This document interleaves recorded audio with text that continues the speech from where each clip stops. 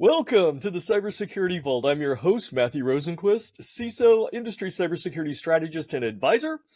And today, we're going to talk about the massive global IT outage that affected over 8 million devices, and it was caused by a cybersecurity vendor, CrowdStrike.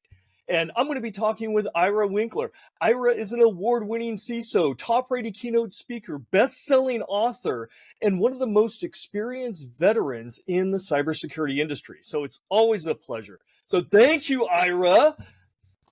I'm honored. I should travel around with you, giving introductions to everybody. So, Well, it's great to have you back on the show, and I really appreciate you talking about this. This is a really interesting topic. It affected so many people. It made global news, right? And although this incident has not been characterized as a cyber attack, in fact, their CEO came out very early on and said, hey, this is not a cyber attack, but it has really brought to light some of the potential issues that cybersecurity solutions, because they need a lot of access, right, that they may pose, and the fragility of our global computing ecosystem.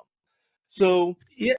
Well, I mean, I don't know about you, but it bothers me more that this was not caused by a hack, malicious hack, or whatever. I remember, and now I'm dating myself a little bit, but I remember back, I think roughly 2003 or so, there was a massive power outage on the eastern United States where 50 million people lost power. And I was supposed to go into CNN because they were saying, oh, is this a case of cyber terrorism? Because obviously post 9/11 issues and everything like that. So they're sending a car out for me and everything. Then they called me up a couple hours later and say, Ira, we're not going to do the story because the FBI says it's not a cyber attack. A tree fell down. I'm like, and that's okay? That 50 million people could lose power on the most, I'm from New York, on the most productive corner of the United States between Boston, New York, Washington, D.C., whatever else. And it's okay because it's not a cyber attack. I'm like, that's even worse. At least if somebody malicious does it, there's a reason, not because a tree fell down. And in this case, not because somebody made a one-line error, which again is baffling that, the fact it didn't take a nation state to bring it down. It just took a programmer who didn't test their code to take it down.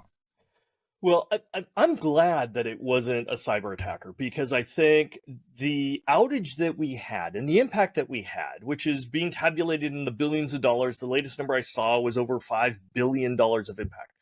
I think it would have been far greater if it was an intentional attack. This was an accident, as you said, one line in a code, right, that got through all the checks and balances.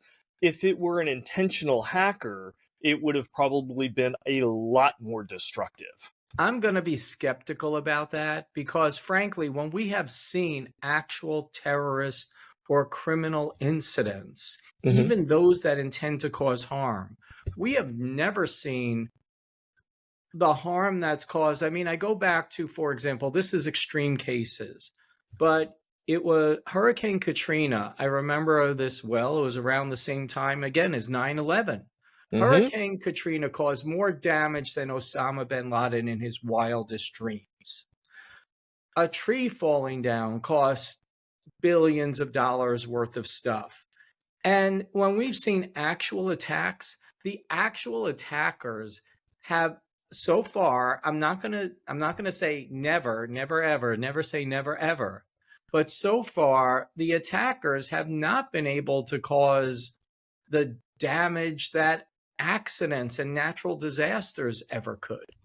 I would agree with you there, but we have seen and you're really talking scale, right? The number of systems, but we have seen attackers do damaging attacks against targets. We've seen wipers, really evolved since the 2022 invasion out of Ukraine. We saw attacks against oil facilities in Saudi Arabia, Saudi Aramco, that basically bricked the systems. So the scale wasn't as big because it didn't have the fingers and the reach. But of the systems that they did impact, they destroyed them. They wiped them. It was time to get in new systems, essentially. And Uh-huh. so if we combine those two things, and where an attacker does have a supply chain, and we are seeing supply chain attacks, and then they can do permanent harm, permanent bricking, and it absolutely can be done at the firmware level and even to a certain extent to the hardware level if you've got the right Mhm. code. Guess what? I mean, you're not going to just have to go out and send a tech to reboot it and do a couple of things with a USB key. You're going to have to go to the supply chain with everybody else and try and get a whole bunch of new systems. Good luck with that. So I'm not going to disagree with you that again, it's not possible because you look at, for example, SolarWinds. Mm-hmm. SolarWinds was detected as an exploitation, not because everybody likes to, I again dating myself. It used to be called information warfare. Now it's Mm-hmm. called cyber network operations, which is cyber network defense, cyber network exploitation, and cyber network attack. It's all Now, marketing. yeah, whatever, wherever you want to throw money at, whatever the bucket is. Mm-hmm. But so now it's like, okay, what we tend to see by nation states is cyber network exploitation.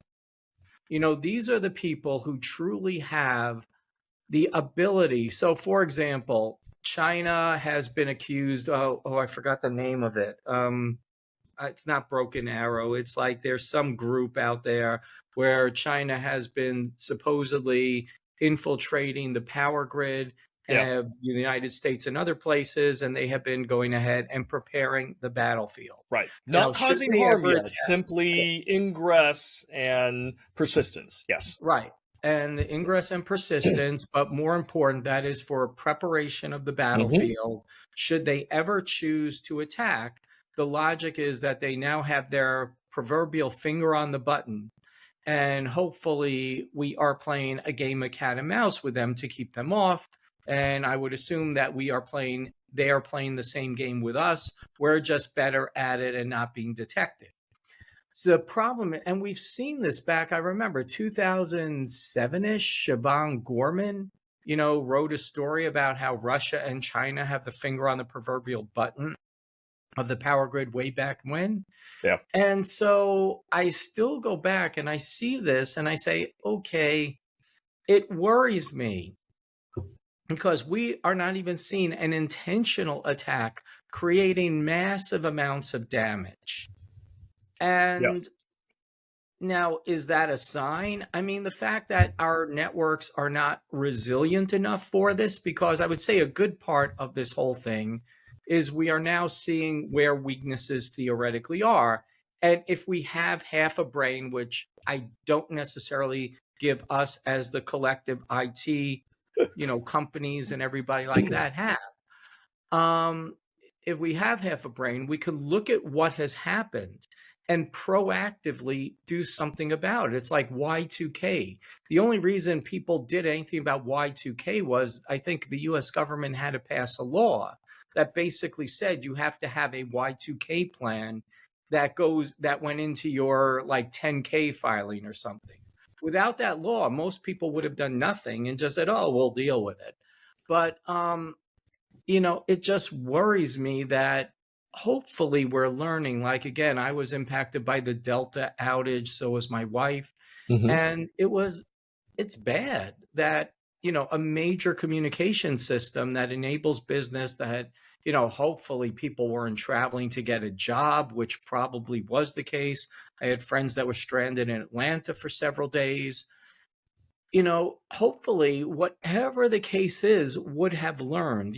Honestly, to me, I look at CrowdStrike, EDR on endpoint issues, but clearly it's embedded in a lot of servers as well. But Yes. that goes to the point where, okay, so it's embedded in the servers as well. The servers went down. So now we have servers as a potential critical point of failure. So we found this. I'm still going to go back to don't stop automatic updates because it's still what we experience is still infinitely better than if we weren't doing automatic updates. So I'll say that. But you look at this and hopefully it's not just Delta, but everybody else is sitting there wondering, okay, what would happen if this happened to me? So now, I mean, I know a lot of people, hopefully, maybe it'll be a little bit like SolarWinds. I call it pulling a Tylenol, where I don't know how many people remember when somebody took poison and put it in Poisoned, Tylenol tampered bottles. Tylenol Yeah, and they capsules. Yes. created tamper-resistant bottles and everything, Hmm. and they went to the wild extreme that I can't even get a Tylenol out of a bottle anymore.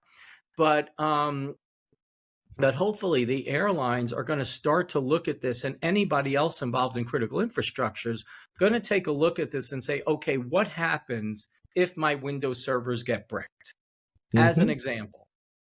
And I'm not saying, and not because North Korea is going to do this, not because a ransomware purveyor is going to do it, just because a tree falls down again. So hopefully we'll be learning lessons from this along the way. Yeah, I agree. We definitely need to learn lessons here. And I think it is a wake up call for organizations and especially for IT departments. But, piggybacking on to that, I think, we kind of avoided a bullet here. You're right. It was a simple mistake. The fix wasn't super simple. In many cases, it required somebody goes, hands on the device. Okay. But it wasn't truly malicious. It wasn't an intelligent attacker that decided I'm going to cause irreparable damage to every single one of these systems. And you had mentioned SolarWinds, and I found it very, very interesting. And it was a nation state attack. And the moment that they were discovered, it became public. They were at a crossroads. They had a decision to make because they had access to 18,000 systems out there, right? Or I'm sorry, 18,000 companies and all their systems, including critical infrastructure. And they could have, one, decided to, we're going to send a wiper package. We're going to send something that will destroy all of these systems. And they could have done that, right? They had remote access to do that. They had permissions. They had the ability to install things without anti-malware blocking them because it was turned off, right? Or they could go the other route and go, let's self-delete and try and minimize, the evidence. And they chose at that time to self-delete. We saw them start self-deleting, which is great. Right. If they would have went the other direction, it might have even constituted an act of war, right? The severe amount of impact that it would cause. But we can't ignore the fact that it could have been a severe impact. And if Well, this particular case was malicious, it isn't Delta being down for a week because they don't know how to reboot their systems, and get past hard drive encryption or whatever it was.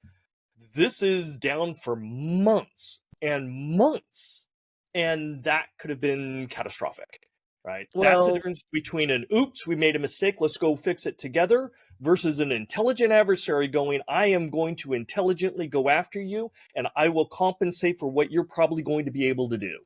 Big well, difference. here's the case, and we have to start looking at what level are people willing to pay the price. Mm-hmm. And so is Russia or China at this point going to pay the price? I think they Right might. now, And it may not be China, but Russia, North Korea, well, no, Iran. I was getting there. Don't Okay, worry. okay, okay. I'm saying Russia or China. At this point, Russia or China know that, let's just say, retribution will be swift and massive. That even if we don't go to quote unquote missiles flying as a result of it, we have the ability to shut down what infrastructure there is on a, let's just say, from open sources, talking to people. The US has a very significant capability of Yes. preparing the battlefield the same, but we are just better at it. We're not as egregious as China, where China's just like, no, we didn't. It's like the Shaggy song, wasn't me. Right. Caught you Right. in the shower, wasn't me. Have you on camera, wasn't me. It's like China will just go, wasn't me, for as long as they have to. Russia at this point, I don't know. They don't want to be caught because it might be an embarrassment and maybe they'll be killed. They don't care. Um, They don't care at this point. We've got I don't. sanctions. We're giving military aid to their Right. enemies. But It's degraded, unfortunately. if they choose, however, to cause us to just say, "Hey, press the button," from us having the button, it will be massively worse. On the other hand, you have countries like North Korea and Iran, like you mentioned, which at some point, how much do they have left to lose? Yeah. And in theory, are they as capable as Russia and China? Definitely not. Have Well, we like Iran? We could probably, Iran has more of an active infrastructure to damage. yeah, North Korea, not nothing. necessarily anything. Like if they lose power, North Korea, no, half the country won't notice. The half the So, country doesn't have power. 80% of the country doesn't have power. yeah, So, exactly. And but so, okay. So one other thing though, because several years ago, under Putin, when Putin was originally in power before he actually left, and Medvedev, I can't remember pronounce his name, he came into power as a puppet, but they created what they called an internet circuit breaker, right, where they could disconnect the Russian internet, and they went down and they codified it in their laws that they had to have this, they had to test it, which they did. They built it, they tested, they have it. They also then started a program of self-sufficiency, right? So whatever is in the West, okay, we've got Google in the West. Well, they've got their own version of it. We've got Facebook, they've got their own version of it. We've got and so we see duplicity there, and these digital twins that have propped up. And just as a great example, right, this issue with CrowdStrike didn't impact any companies in Russia.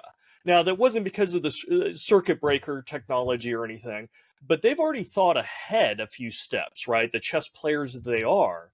So I think there is still apprehension because they I, still have vulnerable systems. They still need connectivity, especially out to their allies. But I think there is less apprehension, and I think it is a disproportionate impact, and they recognize that. If the global internet goes down, the US and its allies suffer far greater than what Russia will, especially given its current sanctions and its ability to isolate its internet. so here's the thing. If you say you can isolate the Russian infrastructure, that's like saying a major corporation can isolate their own networks as well. Mm-hmm. It's not going to happen. Frankly, if we haven't prepared the battlefield to act autonomously, I'll use that word. And I'm just saying, how would Ira hack them? I would say, hey, you have your kill switch, fine. If we don't get a proof of life, your network, once you isolate yourself from the rest of the world, you go down completely. That's just the world according to Ira. Right. If I had my free reign, I would put malware resident on the network. And if the malware is not able to communicate back home for a period of time, it's like bye-bye network. Now, do other people in Cyber Command and other places think the way I do? I would say I hope so, because it's the most obvious thing to do. So But not that I want to get into technicalities, but the moment you start putting resident malware, right, to be able to remotely think, and so it becomes much more visible. Your ability to remain stealthy and undetected becomes much more difficult. So yeah, in a perfect world, that is an option. But again, now you're trading some of your stealthiness and deniability and persistence for you're how just long did exposing yourself more. the equation group software sat there for more than a decade before people finally found it? Yeah, good And point. so let's just say, in order to get rid of it, much like they would have to take down their entire network to get rid of, because I've worked for companies that had Chinese malware on it. And, we were sitting there debating, how do we get rid of it? And the way you have to get rid of it, because it's a whole self-infecting, it's brilliant software. And it like self-infects. If you take one system down, when you reboot, when you take the one system offline, bring up a whole new system, fresh operating system, within, a couple minutes, it's going to be reinfected. Yep. And, I'm like, well, what do we have to do? The guy was like, what do you have to do? Well, we have to take your whole network offline, piece by piece, like just massively just take that whole factory down, Uh-huh. clean it off, isolate it, and everything, one system at a time to do something. Yeah. And that's assuming we found it. So anyway, I'll leave it at that. Okay, I want to get back to CrowdStrike, right? I mean, because this issue, it came out, and I think some really interesting things happened, both good and bad, right? So let's briefly talk about, what they did wrong. We know that there was a problem in an update. It was a single line. It caused basically a memory issue, and blue screen of death, was the result of that. What are the top things you think they did wrong in this particular situation? Well, the one thing that's obvious, you don't have to be a genius to figure it out, is they never tested, or at least they didn't test this update. Yeah. George was very specific that it was not a content update. It was a content update. It Yeah. wasn't a software update. So in other words, a supporting, a file that the computer that CrowdStrike needs to run, one of those 50,000 files that you have to install with the CrowdStrike software itself. They updated one of those files without testing it, I assume. And that, once it was installed, basically bricked the system because it did. Yeah. And to me, the first obvious thing to do is say, wait a second, before we deliver any software, given the fact we're tied to the operating system fundamentals, we better test not just software updates, but Dr. Evil content update. The dynamic updates, yes. Yeah. And anything that gets updated, sent to production, because here's the problem. When you are an organization of any significant size, you don't have the ability, or you lose the ability to go ahead and say, I'm going to test every update before I install. It would be great if you could, but I think you were the CISO of a large organization. I was in large programs, and yes, you can have your team go ahead and before an update is pushed out, they can test it in a lab. The problem is that in many cases, you might test it to the most common software, but even small organizations, they might have 17 different versions of PCs, as an example, with who knows how many different extrapolations of software combinations, because, right now this impacted the operating system, which is normal. A lot of software updates also might impact other applications that are running. Like, for example, I've seen updates that stop database software from running, as an example. Like, I think it was like a Unix update once stopped Oracle from running or something to that effect. And that's bad. But in this case, you have a piece of software, and it becomes incumbent upon the vendor who's delivering the software to make sure it's tested, at least if it was, I'll have to say it this way. If it was like 100 systems of a weird configuration, because there's countless systems that exist on the internet, outliers of every different hardware, every different software, then maybe. But when you have the entire 8.5 million computers, I think it was, that goes beyond missing a niche. That is something that should have been tested. And it's obvious in hindsight. And I'm pretty sure a lot of people inside CrowdStrike are sitting there. What do you mean we haven't tested these updates? Because this is like, I would almost say it's like 101, but somebody's like, oh, it's just a content update. Yeah. And I'd be like, any update, because some moron will do something. And I don't even know if they're, I think it's like a divide by zero error. And it's a referential memory error. So it's just ugly. It's like the equivalent of divide by zero. Yeah. Somebody should theoretically test to make sure this doesn't happen on at least major numbers of configurations. That's what any good software vendor should do, is test to ensure it works in their environment.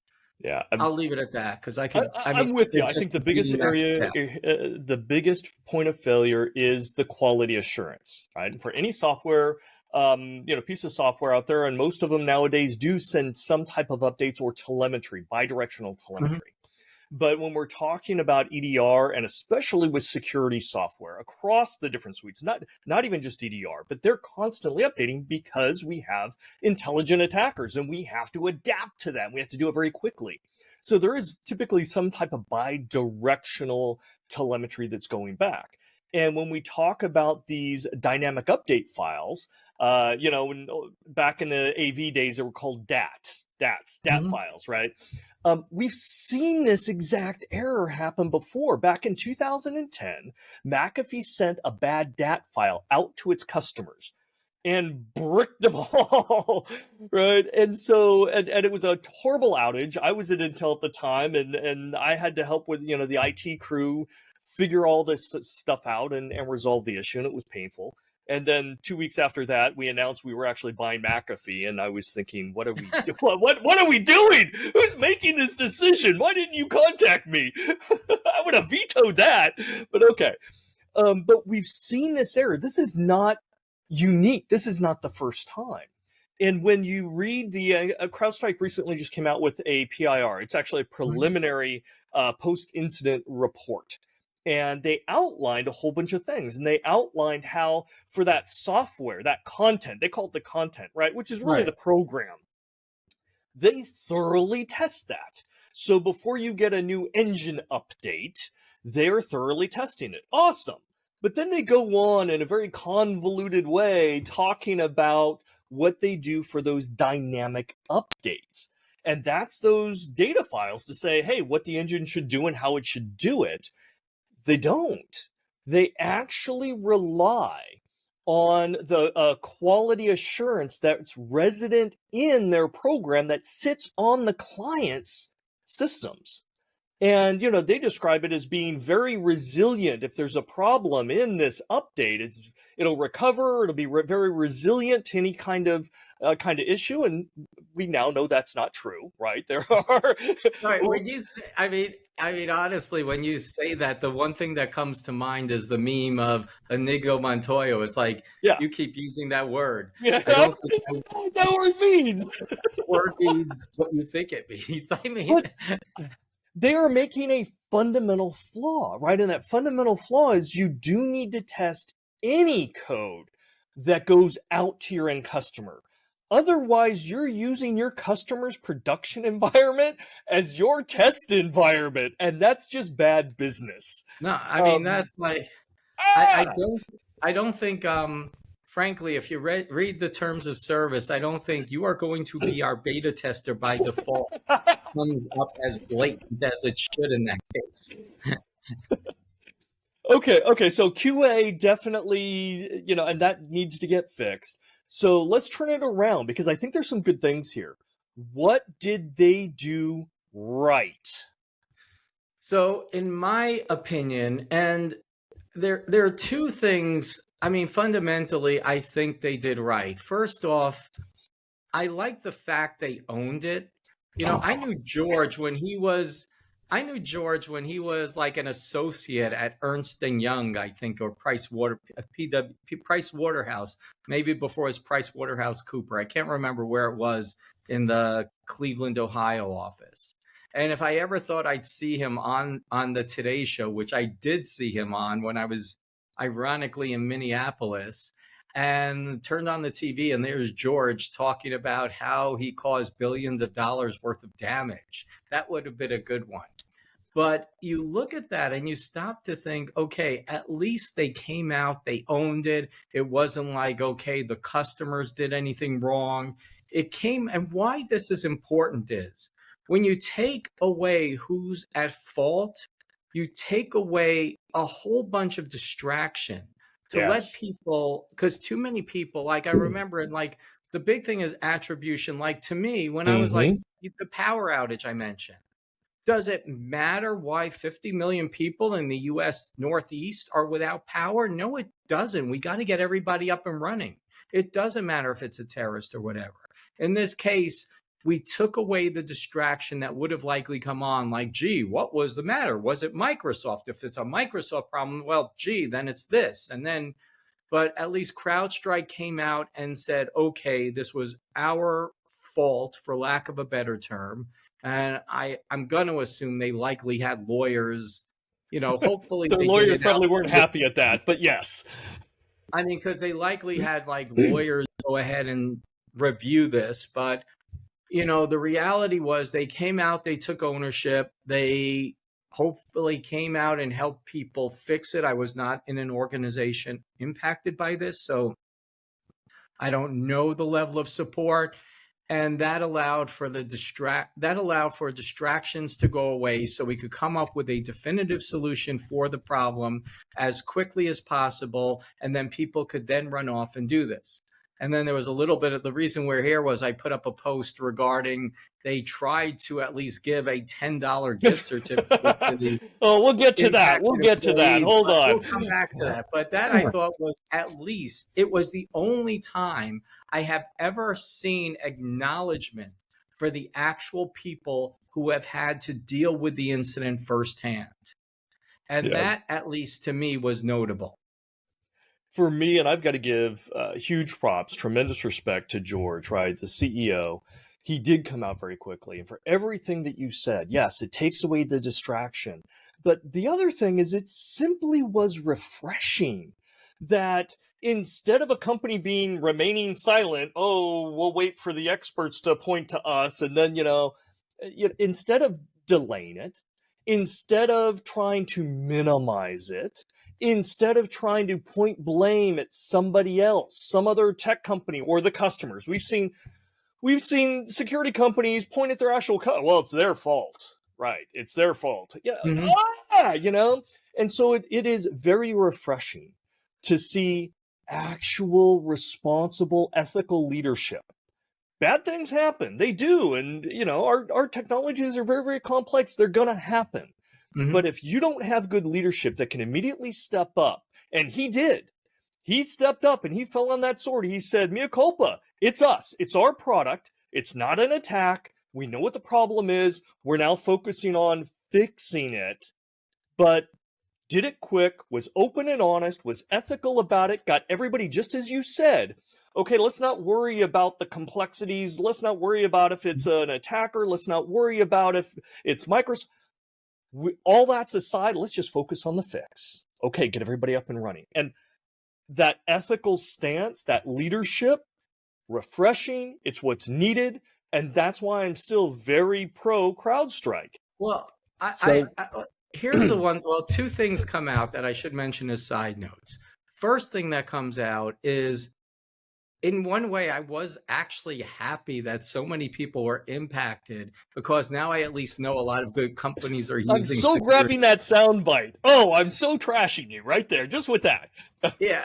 So that's, I mean, it's like the people are like, at least people are using it. That's one thing. Yeah. The other thing that kind of came out was there's a little bit of poetic irony, because a lot of software vendors came out and criticized Microsoft for bad practices, which I'm not going to comment on myself at the moment, but I will. I mean, we can see where that goes, but but the fundamental hypocrisy is now, I think CrowdStrike was among the people on the bandwagon criticizing Microsoft. And they were, this is as, I don't know if there's a scale to even measure which one, if this is equal, but it's showing that a bad practice is embedded in both organizations. Yes. And yes, for one vendor to call it out, because I really hate vendors that call each other out. If somebody's going to say, look, here's where we're better than them, but I remember, different companies, like, it never serves them well when one company is trying to call out another, because eventually it comes back to bite them. In this case, it came back to bite CrowdStrike. Yeah. And But it I'm wasn't not, George that did that, though, right? It was some other well, it person was down like, the it line. was a conglomerate. I know, like, for example, Tenable was part of it. I know, I know that DHS came back with it was cybersecurity review board or something and criticized them.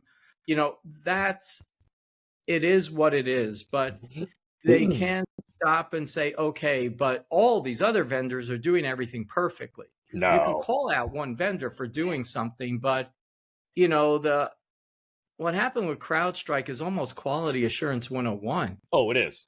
It absolutely is. And And I'm not there to blame them because at the top, you assume that all these things are done, but somewhere, someplace, decisions are made to simplify or whatever. And these things happen, unfortunately. yeah, Doesn't make it right, I'll but it's the only say world. one thing about the relationship between the culpability of Microsoft and versus CrowdStrike. In my mind, CrowdStrike was 100% at fault for having a untested, flawed package go out to their customers and brick them.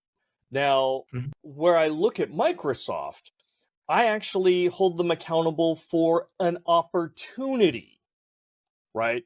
The opportunity is we haven't changed the blue screen of death for 20 years, right? We haven't well isolated applications and their resources. So if one critically fails, it can bring down all the rest. And that's an architectural thing. And that's very, very complex. And you have to tie operating systems in with VMMs, with firmware and Mhm. hardware and everything else. But I think Microsoft is one of the few leaders in this space because of Windows that it should be driving the industry forward. And I don't think it has over the last 20 years. So, do I think Microsoft is at fault for this CrowdStrike? No, absolutely not. It's 100% on CrowdStrike. It was quality control. It was their product. It was their update. I'm fine with that. But I do want to use this as an opportunity to call out the fact that Microsoft and other operating system vendors have an opportunity and have, in my mind, a responsibility to evolve their products, knowing that the landscape is getting more complex, the attackers, the IT world and everything else, they should be evolving their product to be much more resilient, to be able to isolate and compartmentalize the different applications within their environment. So that's all I'll say about it. But I do want Microsoft I to I'm get not better. gonna I'm not gonna disagree on, to a large extent. It would be nice to happen. Yeah. I'm trying to think if I have other vendors. I'm trying to think of the other operating systems that are out there, short of like defense grade operating systems. When you're talking about, like A1 level secure Yeah, systems or or something that. RTOS systems, dedicated much smaller. Mhm. It's tough, but you know what? I think we need it, and I think Microsoft is in a place that can drive that. They've got the relationships across the firmware, the operating system, the hardware, drivers, everything else. If anybody's going to make inroads for the Mhm. betterment of us all, it's going to have to be Microsoft. Yeah, I mean, we need malware writers, AP or APT level malware writers to install that level of Yeah, resiliency. yeah, yeah. Okay, so where do they need to go forward? And their PIR talks a little bit, and I have issues with what the current preliminary PIR states is their kind of improvement plan, right? They've Mhm. said that, hey, we're going to make that interrogation engine that sits on our customers' clients, we're going to make that better. Um, and we're going to allow better communication of when we're sending things out and what's in the updates. And I'm thinking, well, wait a second. So you're still going to allow an architecture that sends untested, right, updates out to the end client. And to me, that's the fundamental error that needs to be corrected. Before you send any updates, you should be testing it. And even if it's a Yeah, I high level test, right, or a small narrow test, but you need to, causing blue screens, you should have recognized that. Any yeah, first we'll day try to Q&A prove this. person would have recognized that. Yeah, I mean, to me, a large extent was I almost fail to I almost fail to understand, even knowing how operating systems work, knowing how software works at the operating system level, that somehow this never came up on a test system, that somebody basically just changed a .dat file, copied and pasted a pointer in, and all of a sudden it never I made know. it through. They never even had it run on the system itself Yeah, that they made the update to. And that is kind of on the baffling side. I But agree. I mean, I'm sitting here thinking, okay, what could they do? I mean, they need to learn the lesson well. Yeah. I think it's sort of like like, okay, we have an issue of pushing things out because there's I'll call it the argument that could be made that, well, when we make an update to these content things, they have to go out as soon as possible to be increase resiliency and Yes. security, and You're it works closing the well window for of more. opportunity for the Yeah, attacker. Yes, right. absolutely. You take care of, like, decrease the window of vulnerability, and this hasn't gone wrong in a decade. And I mean, you could say that, but clearly the fact that it hasn't gone wrong in a decade at this scope of, I mean, the cost is in the billions of dollars, as you mentioned. It's Hmm. like, I think, CrowdStrike's market cap was like, it was a significant, the damage they caused was a significant portion of their market cap. Yeah. And I don't know even if their insurance is going to be able to cover this. And they have to realize what is the scope of damage that we can cause, because they are a security company. And there is a valid contention, like, how long would it have taken for us to install this update on a PC and boot the PC? you Yeah. know and I don't think it's longer than would justify, let's give it a shot. Mhm. And so that's number one. But then there has to be like a full analysis of what else, where else can this be? Because much like, for example, I mentioned, how I was personally impacted by Delta because of what happened there, along Right. with friends, family. Delta is a good airline. I know they're people who are good, smart people, and they need to look back and say, okay, how come this happened? How come it got this bad? And what could we have done? And Yeah. more important, it's an opportunity to, I don't want to call it tabletop exercise, because that's more for like, how do we deal with external purposes? But they should be going through a lot of reviews of their architecture, and not just Delta. Everybody else got lucky.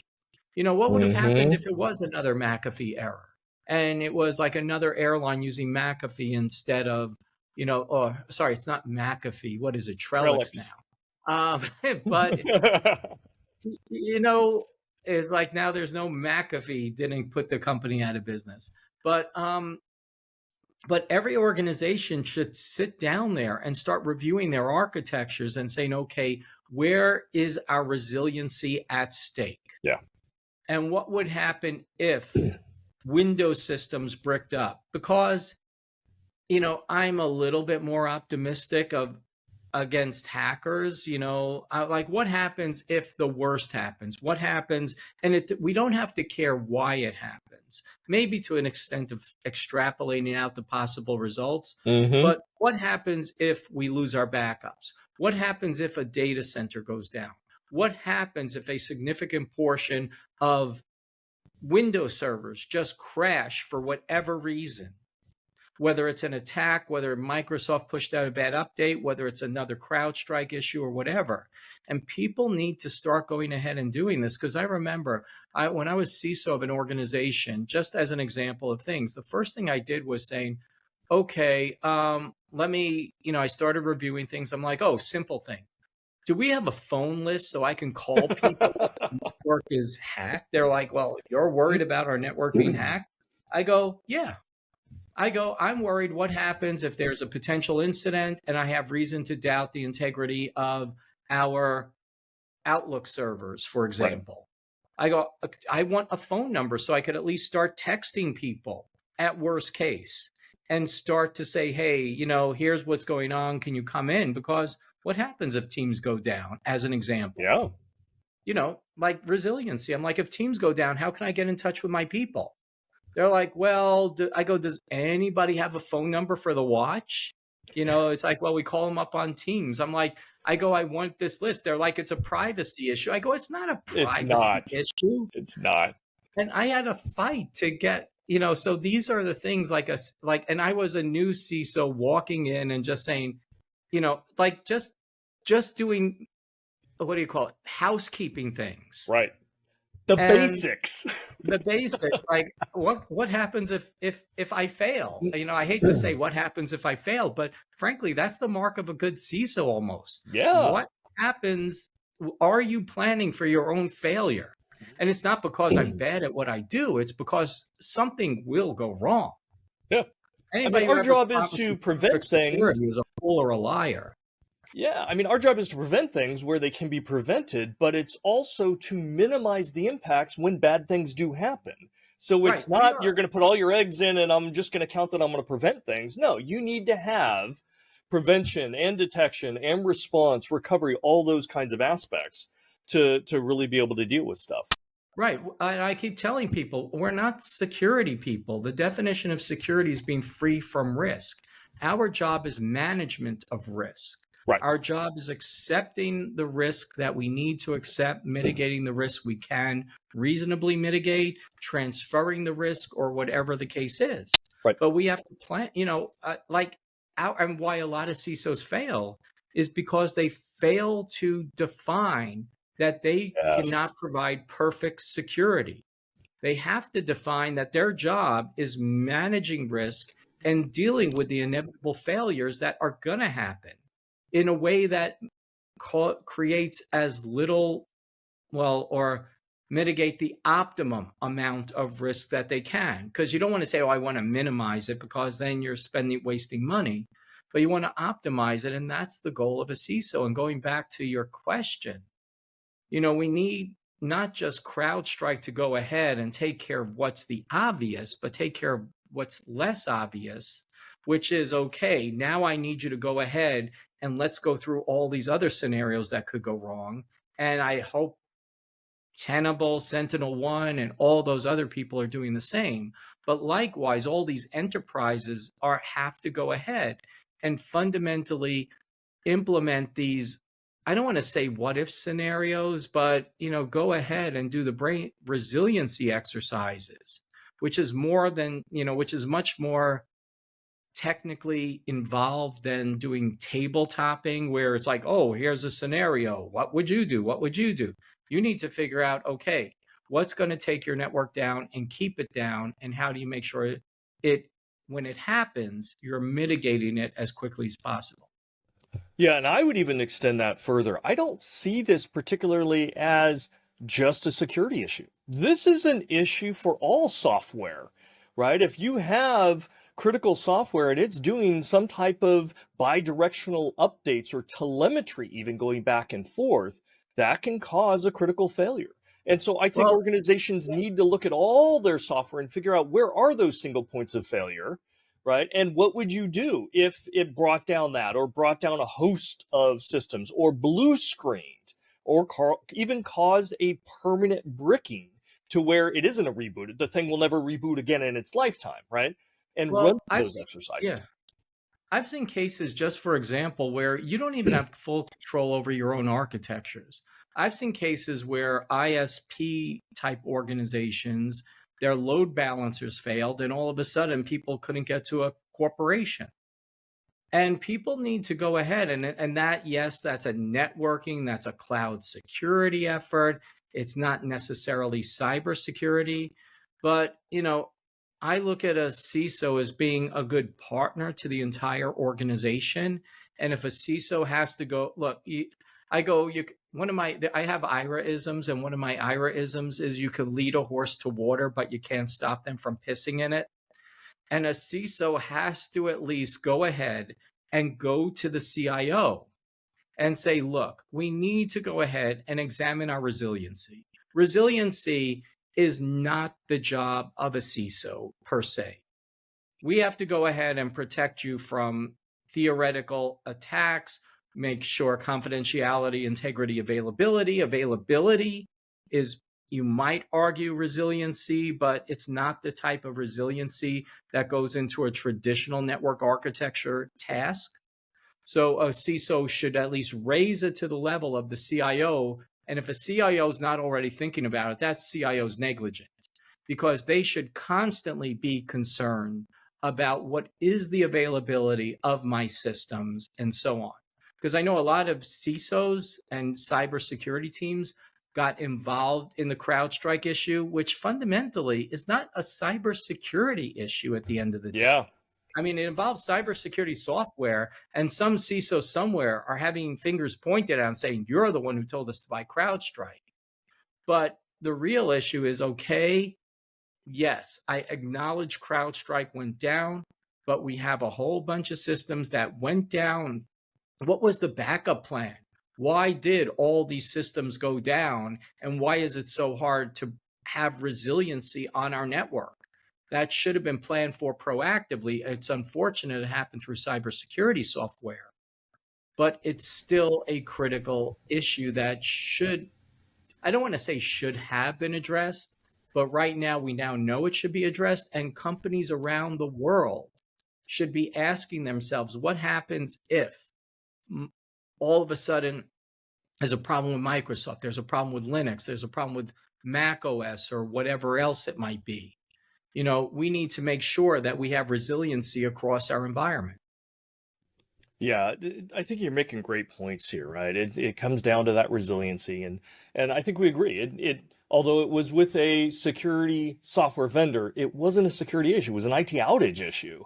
But Mhm. you know, it is bringing the I think a lot of really helpful discussion so that we can learn forward to figure out, okay, how do we ensure resiliency, whether it is a cybersecurity issue or an IT issue. Okay, so final thoughts here from you, right? Yeah, so Mistakes were made, mhm. right? It resulted in catastrophic impacts. Trust has been lost from CrowdStrike. How does CrowdStrike get some of that trust back? How do you see them doing that here in the next few weeks? So I'm a little bit, I don't know if I'm not necessarily the right type of, I'm always biased because maybe I'm over optimistic, but I always think a good company, when they are involved in an incident, comes out even stronger than where they were before. And it depends why those issues are fundamentally there. I give you that. If it's an endemic problem that says, oh, there's fundamental flaws in the software, that's one thing. But with CrowdStrike, I don't see it being a fundamental flaw. You know, I mean, obviously bad implementations were made, but it's not a fundamental flaw in their software. And if I was CrowdStrike, and frankly, I do a lot what Tim Brown at SolarWinds did, where they went out, they constantly assured people of what the problems were, where they constantly, you know, said, open book, here's what we're doing to make sure it never happens again. And in that case, I'd rather go with an organization that royally fucked up, that understands what the fuck up is and is constantly examining for more fuck ups, as opposed to another vendor who's just going to come. And I hate vendors who play like, you know, ambulance chasers who come out and say, hey, you heard what happened there. It's like, I mean, dating myself, I was involved in the original Citibank break-in back in 1994. And what happened was Citibank acknowledged that somebody broke into our computers and stole $12 million. And I'm like, why are they making that? That's a drop in the bucket compared to what's stolen at banks. But they use that as an excuse to enforce multi-factor authentication. And all these other banks were going after the large Citibank customers and saying, hey, we don't need any of that multi-factor authentication. They got as much stolen as Citibank did on a regular basis. But the reality of the circumstance was that, hey, Citibank used it to implement better mechanisms. And if they lost customers because of the better mechanisms, increased what I'll call as friction in requiring multi-factor authentication, then so be it.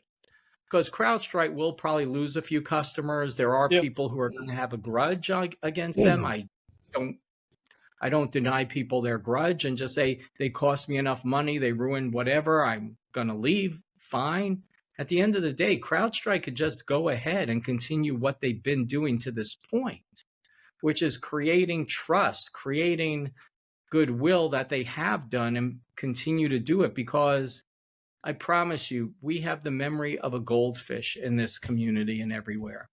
People will forget really, really quickly. Maybe not, I do own CrowdStrike stock. I must admit that. I'm not a few $1,000s, nothing major. I'll be upfront about that, but I don't have a strong bias for them or against them, but they just got to do what they've been doing, because what they've been doing has been doing pretty right so far, with aside from a major, and I'm not going to say it's a fuck up, because a fuck up sounds like an isolated issue. This was a process that they had in place that they are hopefully going to address. Short of that, there might be other processes we haven't witnessed, but other organizations are going to have other processes likewise heinous. But, they just need to do what they're going to do, and they're going to be spanked in a major way. I could promise that. You are going to have class action attorneys crawl out of the sewer over this. Yeah. You are going to, and people should take their $10 gift certificates, because that's all the workers are going to get. I promise. Well, I would agree that I think they need to continue on the path, because they started out with being very upfront, very timely, and very transparent. I think they need to continue down that. That is one of the biggest and best strengths, to be able to show and have confidence in leadership. The second thing is they need to figure out and fix those systemic issues. And again, in their preliminary PIR, what they're calling out is putting a Band-Aid. It's not actually fixing the core problem. So I think they either need to get some people in there to help them figure that out, or they need to wake up and go, okay, yeah, that makes sense. We will never push code that is not at least tested, right, in our environment. Okay, we get that. We'll change our architecture.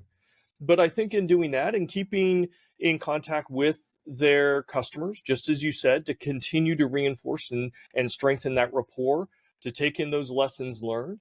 And I think we're going to have other outcomes, right? I think we're going to have insurance companies that, as part of that 600 questionnaire for their cyber or IT security, it's going to have a few more questions about, hey, tell us about your quality assurance processes for everything you send to your customers. I guarantee you, it may take a few months, but I think those questions are going to appear. And here's the problem. Let me just say, I understand they will make those questionnaires more difficult. The problem is they don't read the questionnaires. The problem is they don't know how to interpret the answers. Because I promise you, if somebody would have read what CrowdStrike's doing now, if an insurance company read that, any underwriter would have looked at it and said, that's fine. Okay. Yeah, sure. Yeah. No problem. Good. Yeah. I don't, it's like there's a lot of things that are going to cosmetically happen. Yes. The cosmetic things you're going to have, there were, I don't know, was there a Senate hearing yet? I can't remember, but no, he's been called in. He's been called in to I think it's House. So it's under Homeland Security. Yeah, there'll be congressional hearings. Yeah. Congressional hearings are for show. Nothing productive ever came out of a congressional hearing, no matter how many people want to acknowledge or think otherwise. Mm-hmm. There'll be lawsuits. That's not going to change anything. That's just a transfer of wealth between CrowdStrike and the opposing attorneys. Everybody else will get a coupon for free AV software, and it's, so there's not going to be that much. We need to make sure that CrowdStrike realizes this, much like Microsoft did in 2002, I think it was. They need to realize that it shouldn't be as bad as what Microsoft was in 2002, because CrowdStrike generally has good practices besides of what's been outlined here. But, they need to go ahead and do a bit of a stand down and say, okay, let's review every possible process we have. And where can we fundamentally improve those processes? And if they could do that, I promise you, they'll be better than just about any other cybersecurity Yeah. software company And I out think they there. have the leadership to do that. Again, you've got a good leader. They're going to drive that. I'm not too worried about that, honestly. I think they will emerge out of this much stronger than not just themselves before, but as you said, the rest of the industry. So, Mhm. hey, Ira, thank you so much for sharing your insights here and experiences on this very timely and somewhat painful and very visible topic to the world. People are still recovering here a little bit.